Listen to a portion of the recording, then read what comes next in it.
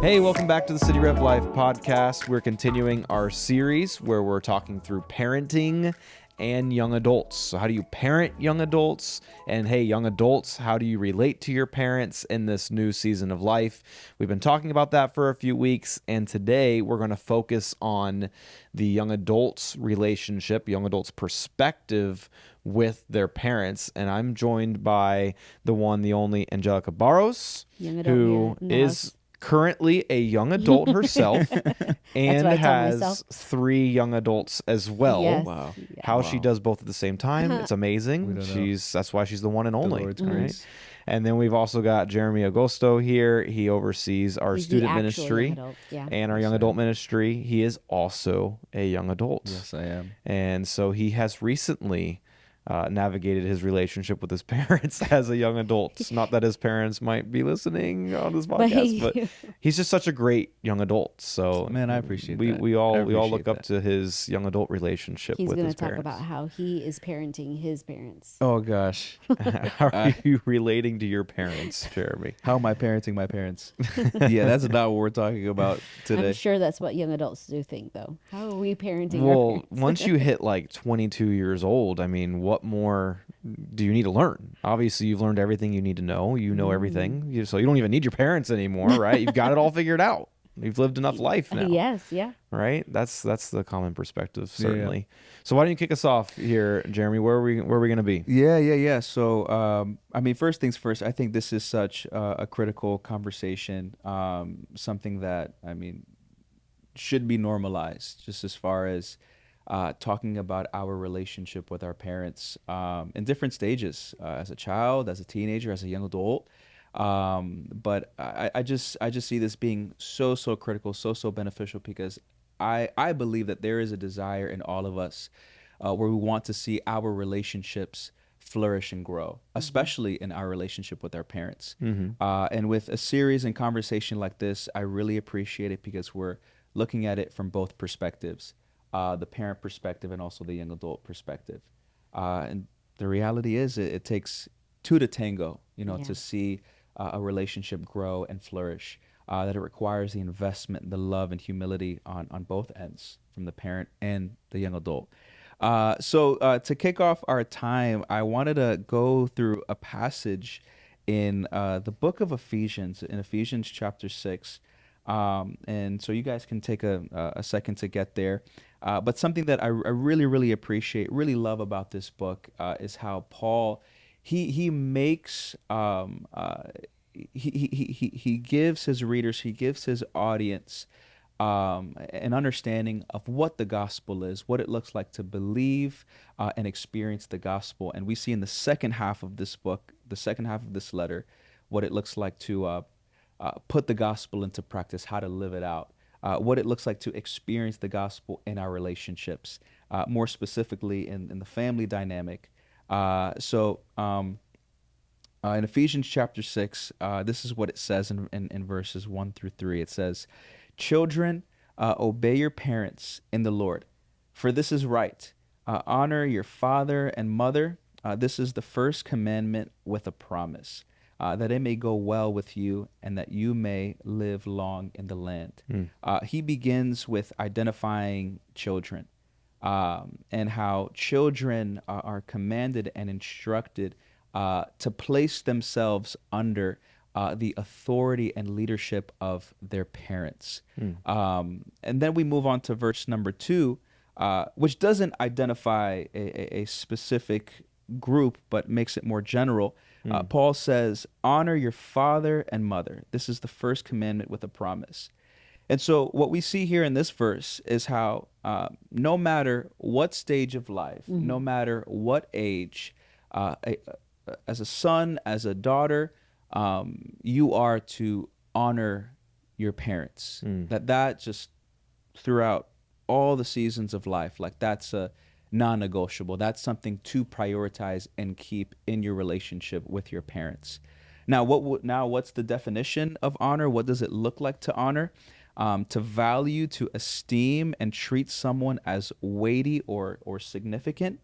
Now, how we apply this in the relationship between a son and daughter with their parent, what does it look like to honor them?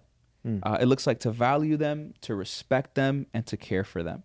To value them, treating your parents as significant, not disposable or irrelevant, seeing them as placed in your life by God. To respect them, speaking to them, speaking about them with dignity, not dismissing, mocking, or demeaning them, even in a disagreement. And finally, care, remaining relationally faithful, supporting and caring for them over time, not just during dependency, but throughout remaining relationally faithful to them. Now, coming out of this text, how do we apply this in the young adult setting, the young adult's relationship with their parents? If honoring is the framework for how to approach my relationship with my parents, what does that look like as a young adult? Where I think first we have to identify the shift that comes with entering into the young adult season of life. That you are transitioning out of a season where you are more dependent on your parents to a season where you are less dependent on your parents, where you're the one who's making more decisions for yourself on your own. And I think a challenge that young adults tend to come across is balancing two things: preserving your relationship with your parents, and also cultivating this sense of independency. I mean, what are your guys' thoughts on that? Yeah, I think it is right. I mean, as a child is growing up and you go into them becoming a teenager, like as a parent, you need to allow them to make decisions. Otherwise, Yeah. when you wait till they're 18 and they're like, okay, now you make all the decisions, they're going to make mistakes. They're not even going to know how to make a decision. Yeah. So I think for them to have that as a parent, though, you need to cultivate that at home too. You need to do that at home and allow them to make that decision. So then when they are going, or, a lot of the times is they're going away for college, which is a season I'm going through. And I'm holding it together. But it's, they have to make decisions outside of the home. Have you trained them up to do that? And then, what is it on the young adult, at least the conversation in our home, how have you been have you been trustworthy in your freedom or your independence of making these decisions? Yeah. So, I agree. I think I love what you're drawing out there too, Jeremy. The word honor. That's pretty much, I mean, how I've seen the Bible sum up the relationship that you should have with your parents as an adult. That's just the common theme, the word it always lands on. And what you realize as you become an adult is honor becomes harder as your independence grows. There's just something about it. You're becoming more independent. Maybe, like you said, you're less. They're not responsible for you anymore as their child, and you're off on your own. And it's something you have to intentionally do. I think you had the three words you used were value, respect, and care. I think those are great. When you're a child, you're under the parent's authority. The rules are clear. The structure is obvious, right? You just listen to them. But when you grow out of their house, you have to mature, and therefore your relationship has to mature as well. And you have to grow in your relationship with your parents, recognizing, okay, I need to intentionally honor them. I have to approach them as though they are my parents and treat them with value and respect and care. And sometimes that's really hard to do. Yeah. And I think what's also implied there in the word honor is that you're not always necessarily agreeing with them. You're not always necessarily in agreement with how they live their lives or the decisions they make, or maybe even the way they raised you, but you still need to honor them, like you said, as the ones that God has had entrusted you to. And for the rest of your life, they are your parents, and God has a purpose for that. I think sometimes too, and maybe you guys can speak to this more, but I have found a lot of young adults, and maybe even myself in the past, I don't know that I do that anymore, but that season where you're transitioning into becoming a young adult and you're becoming your own person and you're trying to figure out how that relationship with your parents matures and how you relate to them and what that relationship should look like now. I find that a lot of young adults end up villainizing their upbringing and maybe even villainizing their parents a little bit for it, where they become an adult now and then they're like, why didn't you provide for me in that way? Yeah. Why didn't you do that for me? Why was it like this in our home? Because now they're an adult and they think they've got it all figured out and they know how to parent. They might not even have kids yet, but they suddenly know everything and they know how to parent now, and they're comparing their adulthood to the way their parents raised them as a kid, and they start maybe even like twisting things and not remembering correctly, but judging their parents. And that becomes a difficult season too, to just like process as a young adult and not villainize them, recognizing like that's part of honoring. No, I know they did the best that they can with what they had, and if I had a kid right now, it'd probably be even worse of a situation. I don't know. What do you guys think about that? I mean, I think there is some value to that. There are times where, and it's not villainizing anything. Like my daughter has been like, well, because there's 3 of them. I have 3 girls, and so all different ages. And so with that comes maturity and or your career path, right? And so what was our income in my firstborn's life, and then my third is very, very different, And so there's always that. Their experiences are a little different. Yeah, and our income was different, and so the question was always like, well, why didn't I get that and she got that? And the conversation that I've been having with my children, and they are working adults now, so they understand, is like, hey, like as you're at work, you there's a starting point that you have in your career, right? And there's a pay that comes with that. Well, as you're growing older, that happens with us. Yeah. Your father's career was different and my career was different. There were times where I didn't work. And so just understanding that this is just where we were at and we did the best we could with what we had. And then I always throw it back at them. Like, did you have a bad childhood? Like, can you share with me? Like, do we need to do counseling? That's so good. That's good perspective. Yeah. And I think I used the wrong word in villainizing. I think what you're saying is spot on.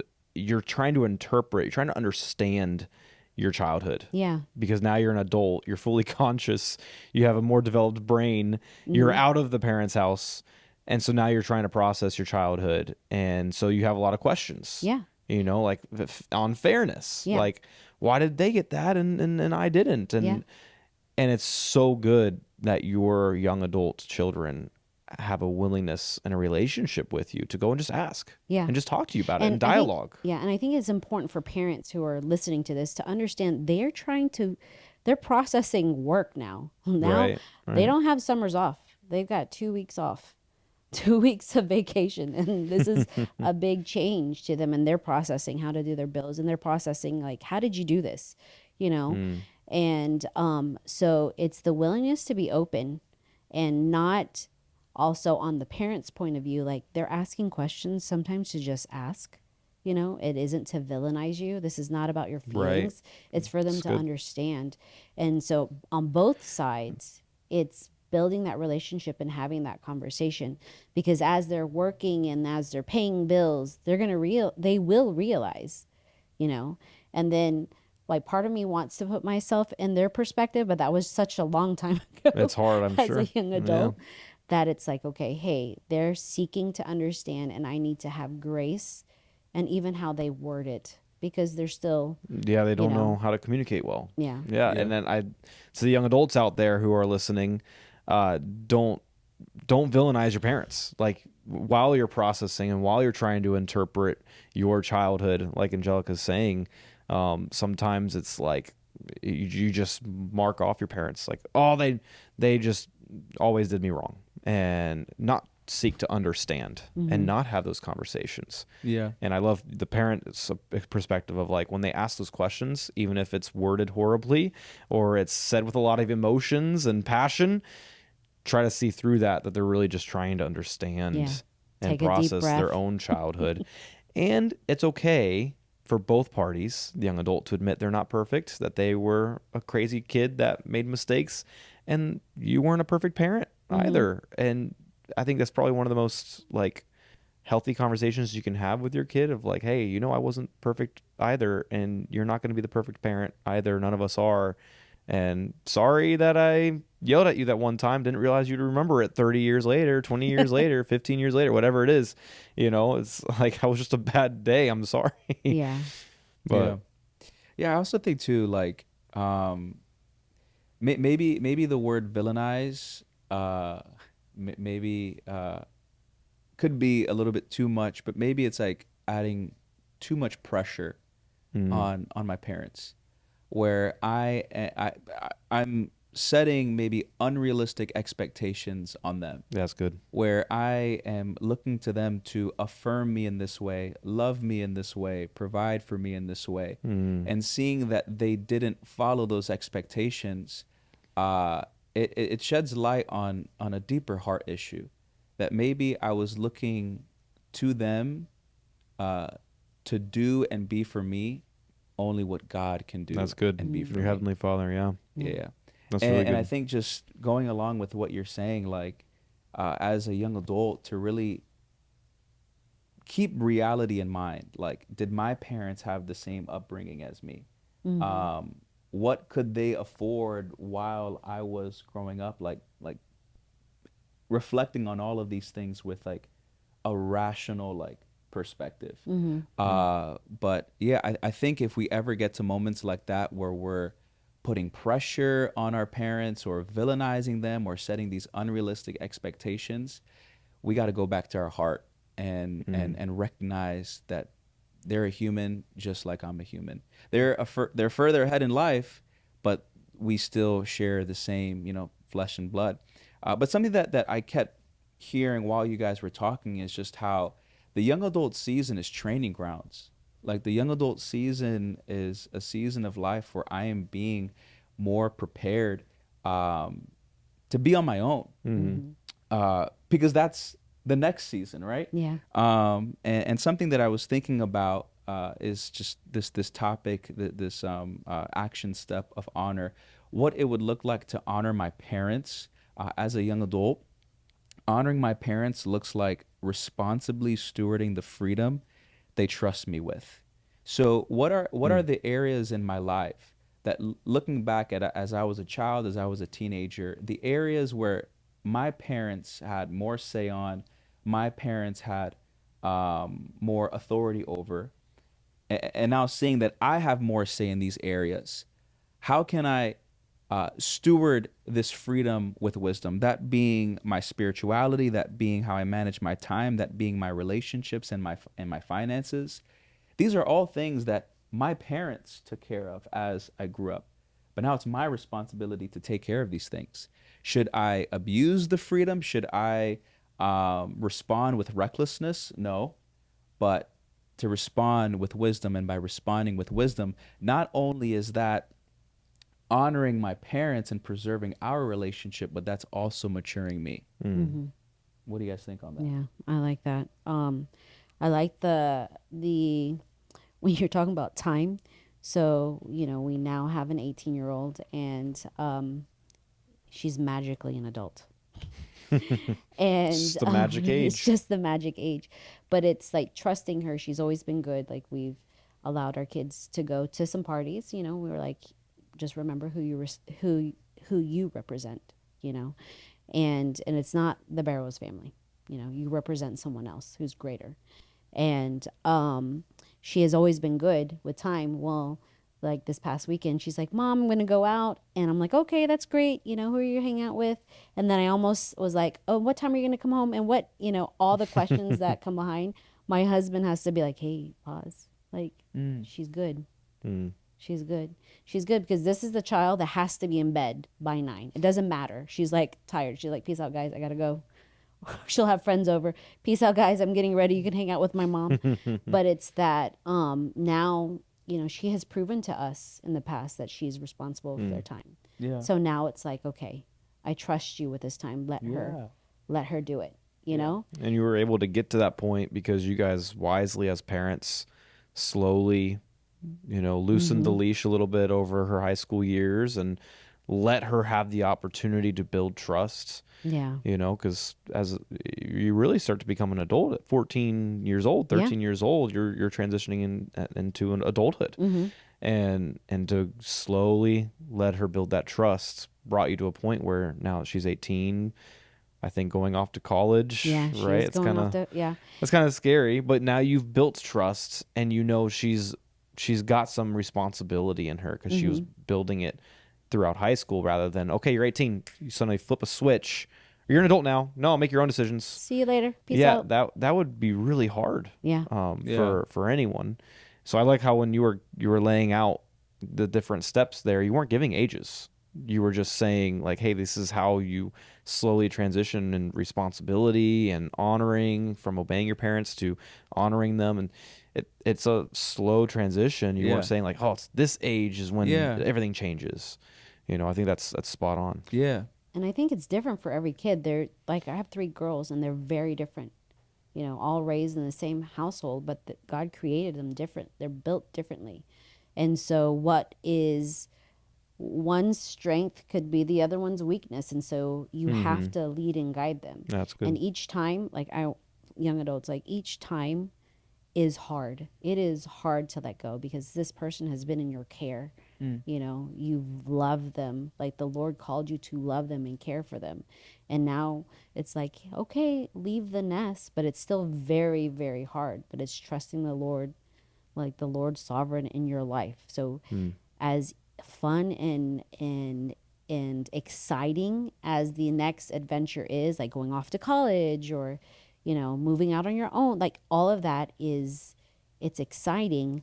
It's scary as heck for us parents and understand that that's like a season where your parents are probably dealing with something internally because it's so scary. Like we're having to we're actually putting our faith in the Lord and really practicing that. I'm panicking right now because mine are 5 and 3 and I can't imagine. 10 years from now, I'm going to be teaching my daughter how to drive and she'll be in high school. Yeah. It goes so quick. Fast. It is quick. I know that that's so cliche. Yeah. But then it's like, okay, so then you go away for college. Well, when you go away for college, there's some responsibilities that young adults take. Yeah. Now you are not in your parents' household and you have to manage your time. And college is very different than high school. Like in high school, you have a set time. Everything's laid out. Homework is laid out. Teachers are following you. In college, they're like, okay, here's your work. It's all on you. And to the young adults out there too, I think one of the biggest ways, and I might be jumping ahead here. I don't know. You're probably going to hit this, Jeremy, but whatever. From the young adults' perspective, I think one of the biggest ways you can respect and honor your parents in that season, like when you're in college, post-college, in your 20s, you're still young and figuring life out and processing your childhood, is by the way you talk about your parents. Talk about the way you talk about your parents with family, friends, people you meet. A lot of times we'll, again, as we're processing it, maybe we're villainizing the whole thing, or maybe we're still processing why some things were a certain way when you thought it should be this way and your expectations, and you're figuring it all out. And so we can tend to vent to other people and complain about our parents and say, oh, my parents did this and oh, my parents never gave me that and all my friends got that and I don't know why I never did. And you find yourself complaining and more, and then that complaining is also speaking into your own soul and becoming what you believe about your parents.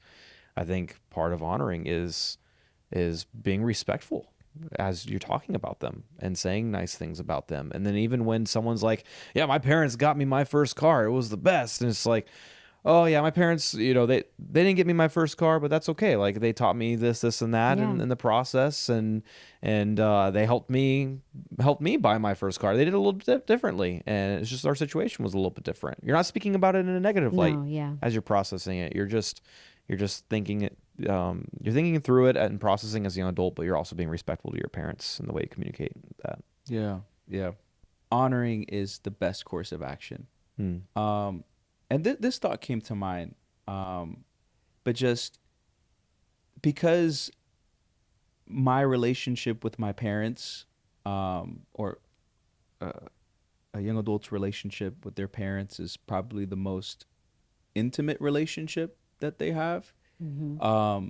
Don't you think that uh, the dynamic in that relationship can also be revealed in other relationships? And what I mean by that is, Hmm. if someone is willing to speak poorly about their parents, Hmm. isn't it easy for them to do that with someone else, say Hmm. a friend or, future spouse? It's good. So like Yeah. maybe by putting into practice just honoring speech with my parents, It's really good. that also prepares me to speak honorably of, Yeah. my future spouse or my boss, or so like Other people, friendships. other Yeah. friendships, Yeah. like that honoring quality is built in and prepares me for other seasons and other relationships. I think it's spot on. You go on a date with somebody and all they do is complain about their parents. That's a bad look. Even if their parents were like the worst parents on earth, it's just you can just see where their Yeah. heart's at. They're Yeah. very bitter. I think that's spot Yeah. on. I had this question that I mean I wanted to run by you guys, but just like how, it's different as a child, teenager, but like as a young adult, since you do have that freedom, you do have that independence. How do you deal with those scenarios where like you're in disagreement with your parents? Hmm. How do you Yeah. guys take that? Well, I can say my kids don't always take all my advice, but what we do know is as they are young adults, like I have to trust their decisions, even if I don't agree with it. And again, we've said that young adults is a training ground, for making decisions, and they're forming their own thoughts. They're, who they are. They're becoming who they are, who God created them to be. And on the parent side of you, it's like you can only give advice. Like I can't make you. Hmm. Like even I've said this as they're teenagers, like as a parent, like their faith becomes their own. You can't make them believe in Jesus. You can't make them have their quiet time, like truly have their quiet time. They can do it begrudgingly, but what is that in their heart? And then with their decision making, like there are a lot of times where I don't agree and they make their decision, and sometimes it's the best decision for them, and I have to trust that. I have to trust them, and sometimes they make mistakes and there are consequences to that. And so if you don't agree, like I have had where my kids are like, Ma, I don't agree with that. Poppy, I don't agree with that. This is what I want to do. And my husband usually takes the lead because he's awesome. But he's like, okay, Nana, like this is your life. It's your money. It's your, like, this is going to affect you. This is your education or whatever it is like, okay, Yeah. then this is your decision. But then on the other point of it, there's been times where there have been consequences. And you're like, okay, well, you know, this is your decision. This is something that you've done. This is something that you're going to do. Hmm. Okay, that's the consequence. And you have to let them. They have to be able to make mistakes. You're still their parents, and you're not always going to like financially care for everything or anything, but they're there. You're there for support. Doesn't mean just because you disagree doesn't mean you lose that title of parent. Hmm. So I think on the parent side, you have to let them. They have to make mistakes. Yeah. How are they going to learn? Yeah. But it's the way you approach it. It's the honoring on both the parent side and on the young adult side.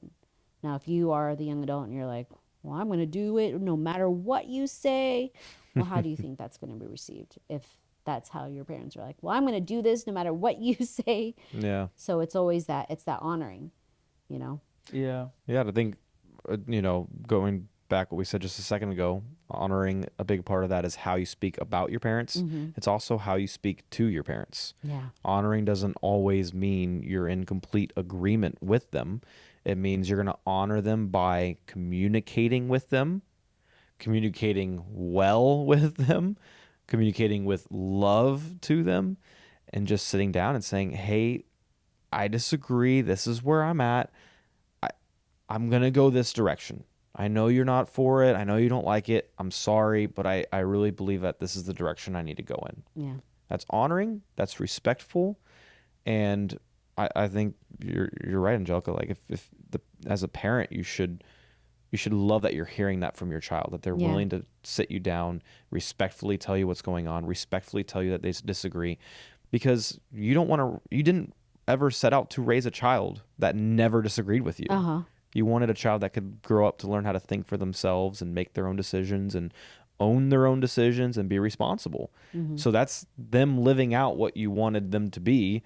It just hurts because now it's towards you, but you should be glad that they have the boldness and the courage and the thought to carefully decide which direction they need to go in. And it might be a bad one, but at least they're sitting down and talking to you about it and lovingly doing so. Yeah, I think that conversation alone, to share their thought or even disagreeing, hey, I understand that this is what you've said, but this is what I'm going to do. That conversation in itself is honoring, because they didn't have you don't have to have that conversation. To actually have that conversation is honoring. Yeah.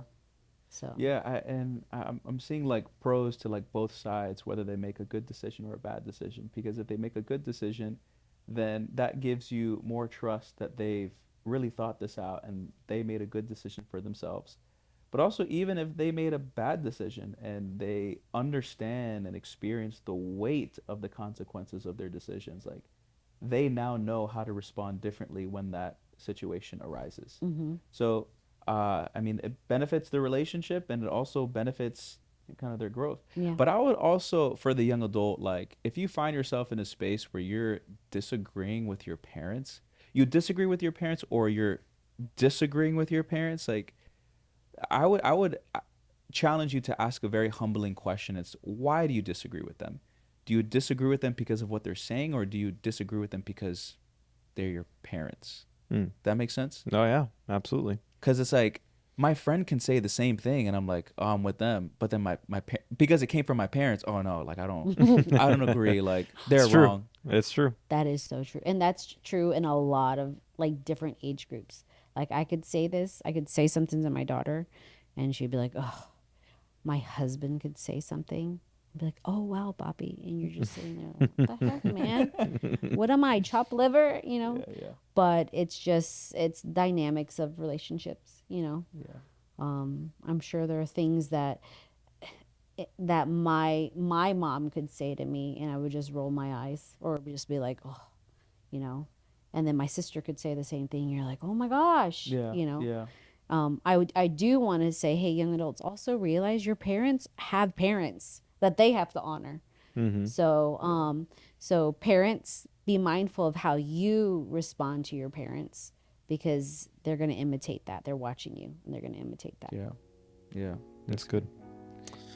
All right. Well, this has been another episode of the City Rev Life podcast. Be sure to tune in next week when we're kicking off a brand new series. See you guys then. Thank you so much for listening to the City Rev Life podcast. Feel free to subscribe and leave a rate and review. We love it when you share it with your friends on social media, so don't forget to tag us at cityrev.church. If you're interested in more resources, download our City Rev Church app and follow us on social media. Have a great day.